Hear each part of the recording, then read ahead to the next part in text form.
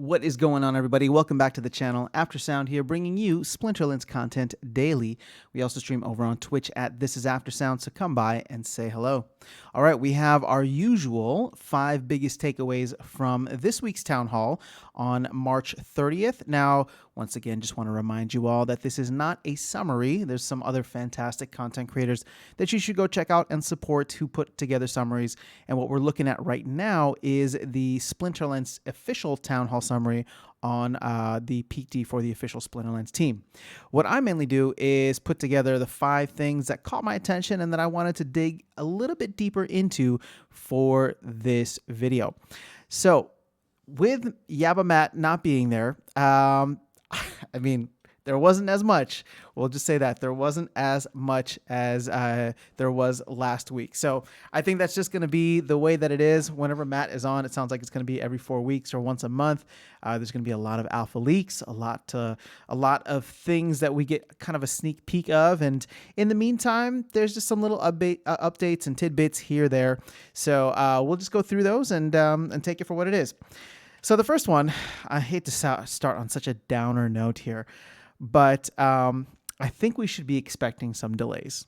And you know me, I am incredibly conservative when it comes to these things. I think, I understand that it takes there's a whole lot of moving pieces within the Splinterlands team and organization that try to bring all these different features to us. And what it sounded like, now there wasn't anything explicit, but what it sounded like from what Nate was saying is that, Yabba Matt was talking about getting all these things out in April, and that is from a development standpoint.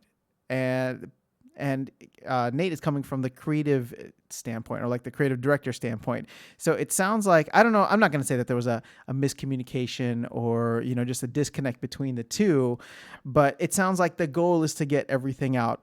When I say everything, I mean modern and wild, as well as the updated rewards economy. And I think Nate was talking more about the rewards economy. I think Modern and Wild is probably more Cryptomancer's thing, although there is a lot of creative direction that's happening within Modern format, or the Modern and Wild format split. So I felt like what the vibe that I was getting from Nate was that, there's a lot that still needs to happen, and we have roughly a month before the end of the deadline that we were roughly given. So I wouldn't be surprised if things get pushed back a week or two, or a season, I guess, at this point, which would be 15 days. So, as it stands right now, we just started a brand new season. And so seasons go for roughly 15 days. Now, I remember that from last week's Town Hall, that Yabba Matt wanted to put in or implement the new ranked rewards or ranked battle rewards and season end and all that. The rewards economy is what I should call it. He wanted to implement that at the beginning of a season. So if we are looking at potential timelines for that to happen, it's really only 30 days and 45 days away. So a month or a month and a half. It's not going to come in between those times, and it's definitely not going to come in the next within the next 2 weeks, which would be the next season, right? So 15, 30, or 45. So 30 days gets us to roughly the end of April, which is when they were shooting to have these things out. So as of now, I believe we can still hope that they will get it out by that time. But if not, I'm really, really hoping that it doesn't go too far past the season after, which would be mid-May, or probably around May 15th sometime. So that was my biggest takeaway. Just listening to that, I was like, oh no, they're already starting to sow the seeds of there might be some delays and not everything is done yet. And, they're taking care of it. So look, guys, we just have to understand this stuff is coming. It's going to be here, and the team is working on it very diligently. So it's just something that we gotta, buckle in for and enjoy the last couple. I mean, the way you can look at it is enjoy the last couple of seasons that we're going to have that exist this way, doing your daily quests and going for end of season rewards and the grind and the ranked battle rewards and leaderboards and all that fun stuff. It's going to fundamentally change after this new rewards economy comes out. And who knows, maybe you won't like the new rewards economy. I'm just kidding. You better like it, because if you don't, then the team, I think, would have failed. The way that I see it is when the new rewards economy comes out, this is something that everybody needs to really get on board with and approve of. And it should be because hopefully they're making the game and the experience all around better no matter what level you're playing at. So I know we got 2, maybe 3 seasons to grind through this more, but I would say take advantage of it. Scoop up as many of those rewards cards as you can while you can. Even for me, like I've been renting out cards, but part of me is just like, maybe I should just be doing my daily quests and collecting all those rewards cards as it stands right now. So who knows?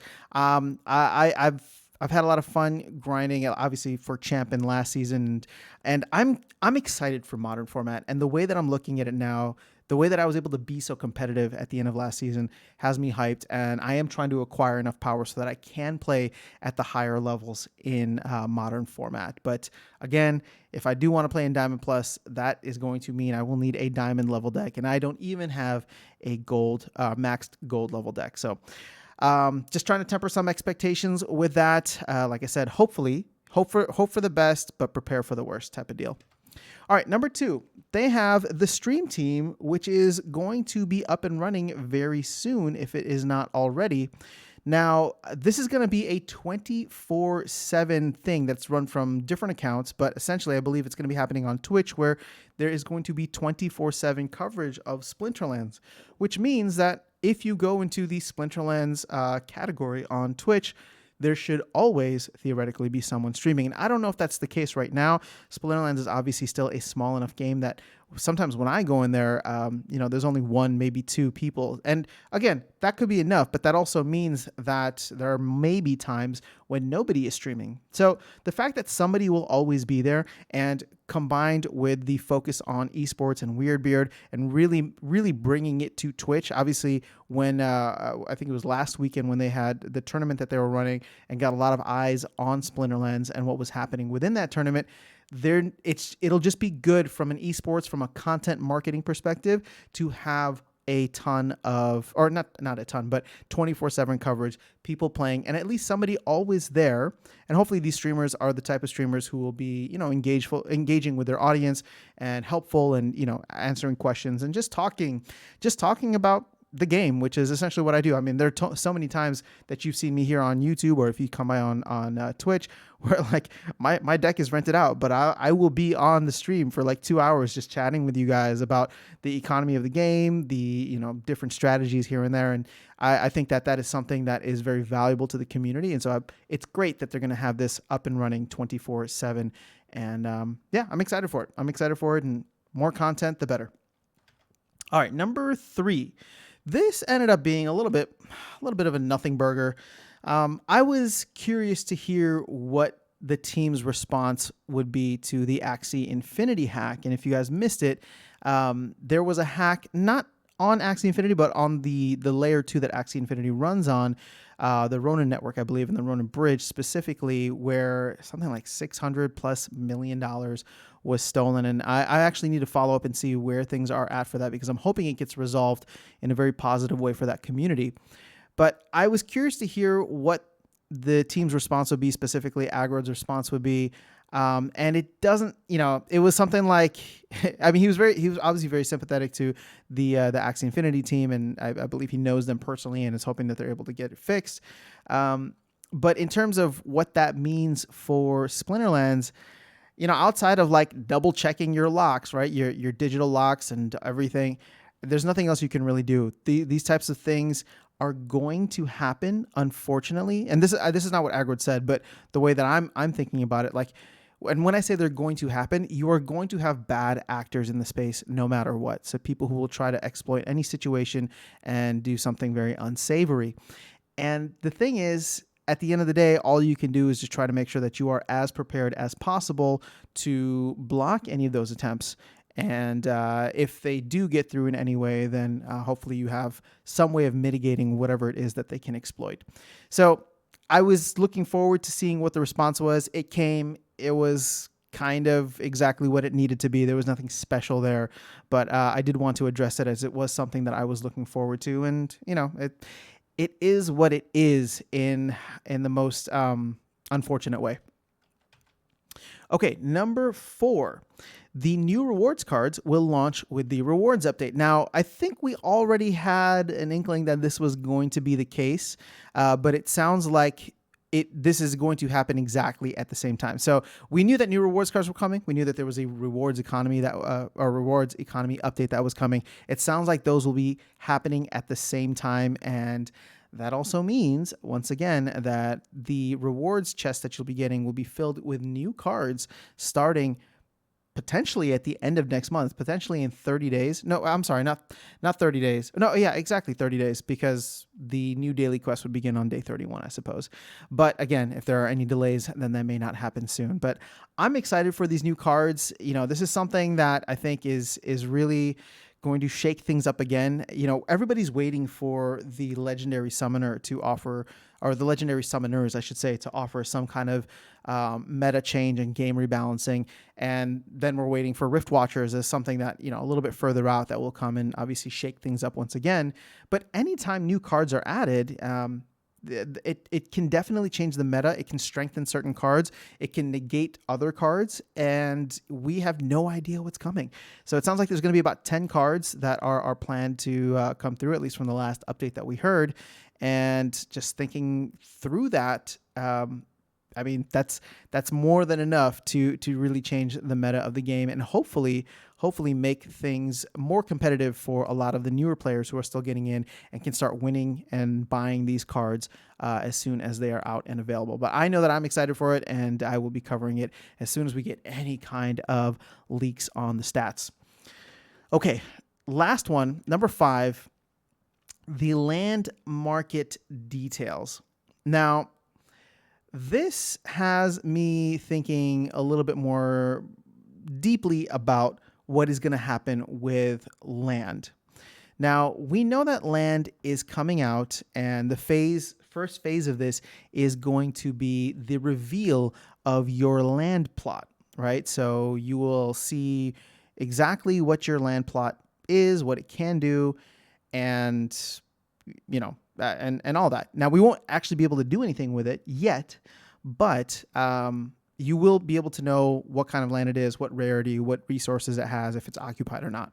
So that's exciting in and of itself. But the land market details that Nate was going into, and I don't know if they had any specific notes here, it doesn't seem like it. So from going off of memory, what they had for the land market, it sounds like phase 1 is actually going to be broken down into 2, we'll call them sub phases.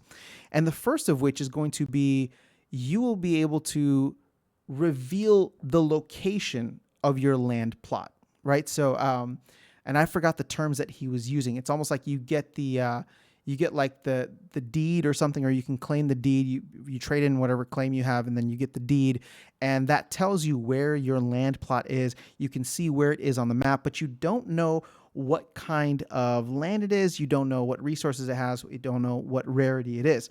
And so it sounds like there's going to be multiple layers of this, and that was probably what this non-card market was referring to, is you will then be able to buy or sell that land based on kind of that limited information, right? So there's going to be, think of the information that's going to be revealed to you in 2 separate phases, right? So there's almost like a half step and then a full step. The half step is telling you where your land is, and the full step is telling you then what your land can do, what resources it has available, what rarity it is, right? But that first half step, or that I shouldn't say first, but that half step is just kind of like the location and what you can expect from there. So what it sounds like is going to be happening with this non-card market, which I'm sure land is going to feature very heavily in, is that people will still be able to trade or trade, right? So, or buy and sell land in 3 different options.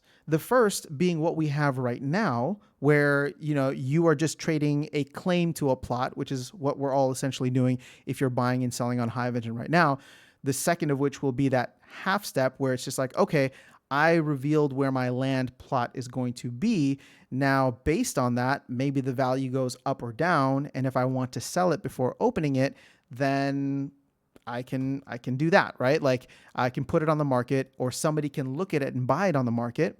And then the final thing will be if you actually, or once you actually reveal all of the stats on your land, then you'll be able to buy and sell. And it sounds like all of this is going to be in game too, which is great because I'm sure there's many folks who are new to the game or who don't have much experience with Hive Engine. In the beginning, I wasn't messing around too much with Hive Engine just because there is a little bit of a learning curve there. Now I feel like a little bit of a pro. In some cases, I'm still learning, but it's almost come second nature to me now. But I can understand it's a little bit intimidating for those who are coming in, and really those who are coming in and focus on this as just a game where it's like, oh yeah, I want to buy land. Like, how do I buy land? Well, you have to learn this decentralized finance platform called Hive Engine, and you need to buy Hive tokens, and you need to swap and do like it can be a lot for people who don't know anything about that. So bringing this all in game, having the non-card market there, and then having the additional kind of sorting and filtering options, I want to say that my initial thought was like, it felt like unnecessary. It's almost like we're unwrapping the present so slowly just to savor it. But at the same time, I can understand that adding this kind of sub step, right, or like this half step in, will be good for some people, and in some cases, because maybe some people bought a region as a pool, or they bought a tract as a pool, or maybe there's something where it's just like the market is going to dynamically change once there's this kind of middle ground where people will reveal where their plots are, and it's just like, oh, this looks like it could be a cool area, and I want to own the land plot there. So I had this money set aside to buy a plot. But instead of buying a plot now, I want to buy, a claim. But instead of buying the claim, I want to buy like that specific plot, right? I don't know what is on that plot, but I know where it is, and I want to buy it because it's there, right? And maybe it's close to this location within the game that's lore based or whatever. So that will add something to the game. And like I said, about the lore, just a reminder, like I'm a big fan of how much energy they're putting into the lore. So this is something that I think could be really, really cool, and just get people more involved in the game, and more specifically, I'm sorry, not the game, but the universe that, Nate and team are trying to build right now. So those are the main things that I had from this most recent town hall. Again, it's good stuff. It's always good stuff, but definitely missing kind of the energy that we had last week. And a lot of the thing is, what's interesting is, Matt comes on and drops all of these things of like, we're working on this, and this is the vision that I see, and everybody gets super hyped. And then, Nate, Weirdbeard, and other developers come in and say, hey, okay, like Matt has like this grand vision, and now we're working on it, right? And it's just like, and then everyone's like, ugh.